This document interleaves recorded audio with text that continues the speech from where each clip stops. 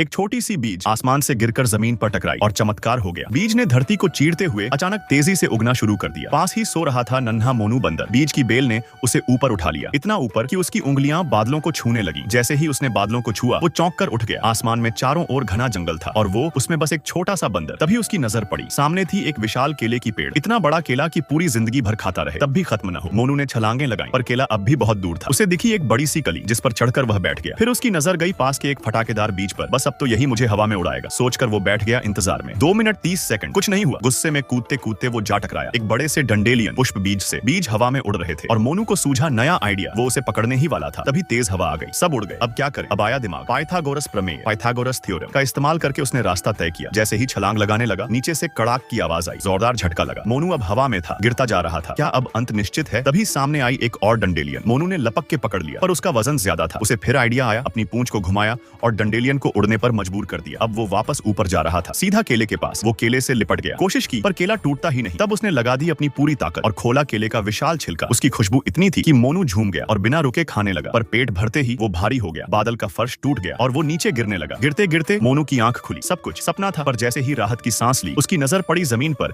एक हरी बीज की बेल पर। मोनू फिर उछल पड़ा। अब की बार सपना नहीं, असली सफर शुरू होता है। और वो खुशी से बेल पर चढ़ गया।